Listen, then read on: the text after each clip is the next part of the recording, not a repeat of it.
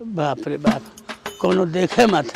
यही भट्टा पर से हम हर महीने में घोड़ा चाहे खच्चर चोरा के ले जाइले, अपन खूब बड़ा घर बनवाओ थे। हाँ आजा बाबू आजा, डरो लगा था कहीं दुलत्ती न मार दे। काटे मत बेटा, काटे मत, आइए आजा।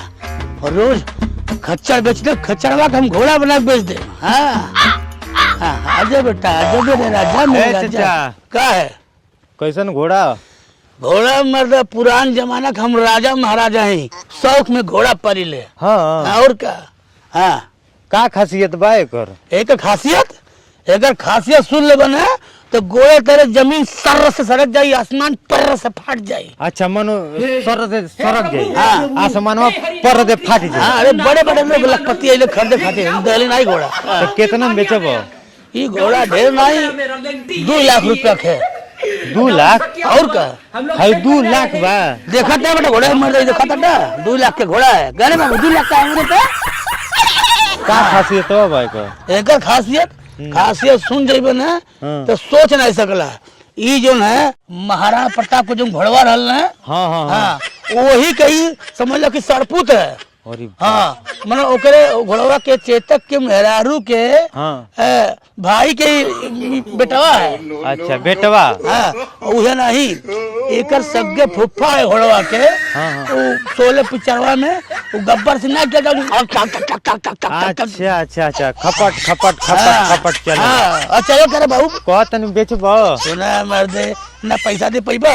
हाँ? और ये घोड़वा का और खासियत है, महाभारत में भीष्म पितामह यही के जो घोड़वा बैठे थे ना, एक पूर्वज रहला। हाँ। और यह नहीं समझना कि और जब अर्जुन रथा नहीं चला में, अच्छा रथवा किटिर किटिर किटिर किटिर ओ रथवा में हाँ। जो घोड़वा रहल, हाँ। एक परनानक चरनाना रहल। अच्छा। हाँ समझ ल कि ऐसा घोड़ा बा 8 लीटर साँझे के दूध देला। अरे बाप, घोड़ा बा?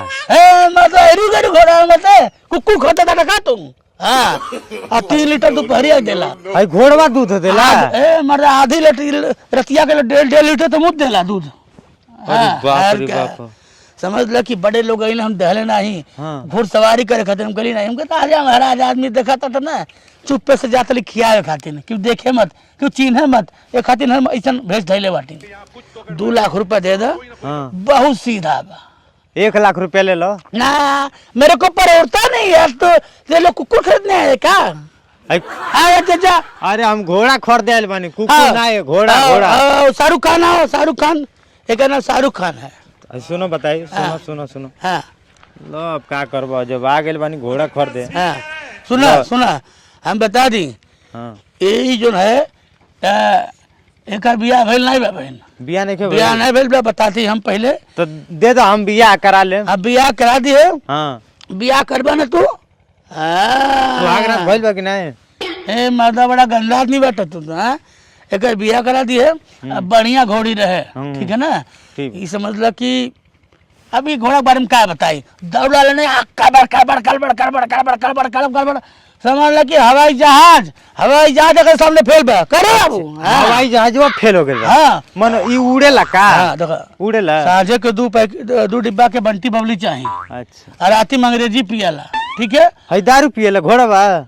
तो का मतलब भिखमंगा का घोड़ा समझे तो लगा नहीं परोता है, चलो ना ये और हवा आने दो। सुनो ना, हाँ कितना ताजा ताजा बताई, कितना में हम दे दी? चला 1,95,000 देता। हेलो हाँ रुको 1 मिनट, हाँ 500 निकाल दो, 500 निकाल दो। अब पकड़ बताई 500 निकाल दी। हाँ 500 निकाल दो। हाँ ये 500 फटा ही बार निकाल ला। हाँ, नहीं चाहिए, जाए बेटा घबराए मत, कोनो दिक्कत है भाग के हमरे के चलिए, कोनो दिक्कत करबा हाँ। भाग के चलिए, ठीक है ना? दूधवा दे नहीं? दूध खा डाल तर मुहन दिया जी दूध हम। हाँ। हाँ सुना, बहुत मनी कहला हमार घोड़ा, क्यों कहीं ना माने मत। हाँ साला सब घोड़ा चोरा के चल जाए, आजकल बड़ा चोर बाटे। के तेरे घोड़वा दुहे के बा? हाँ के तेरे? डायरेक्ट चौका पे है ना बाबू, शाहरुख खान हम चलते, ठीक है ना? आए बाय टाटा। लात ना चलाई दुहले में? ना लात ना चलाए, मतलब गाय है, स्वभाव से गाय है, चलते यहाँ। चलो ठीक भले। हम 2 तल्ला बनी आओ जाए। आओ आओ आओ आओ आओ आओ अब तो हम राजा हो जाए। आओ आओ आओ ए! दूध दूध पियब दूध। ए! का कहाँ लेके जाता लेके? कहाँ लेके जात रहो? हाँ कहाँ लेके जाता लेके? घरे लेके जात ने। घर है? हाँ कैसे पूछ के ले जाता ला? ये मर्द खरीद के लेके आवता नहीं आ कैसे पूछे के बारे में। खरीद के? हाँ खरीद के लेके जाए तो पूछ के खरीदम का। आ कैसे खरीदला? ढेला महाराज से घोड़ा खरीद के लेके जाता नहीं। घोड़ा? हाँ खच्चर है हमरे भट्ठा पर काम करेला। खच्चर हो? तो तोके का घोड़ा लगता? ये मर्द नहीं ऊ तो कहता ना घोड़ा हो आई दूध देला। दूध देला? अरे बाप, घोड़ा दूध देला? मैंने खच्चर हमारे लेके कहता घोड़ा हो। ये मर्द नहीं अब तो ठगा गए नहीं यार। अरे दादा तू समझे ठगैला तो? आ कैसे खरीदला? और ढेला महाराज है एगो दुके बा। ढेला महाराज? हाँ। वो तो चोर है, हर महीने में भट्ठा पर से एक लेके चुरा के जाला। अरे बाप रे बाप। गोइल के ने मिल जाई तो वही तो खोजत नहीं हम। 1,95,000 हमारे गइल। हाँ तो जा खोज 1,95,000 अपन।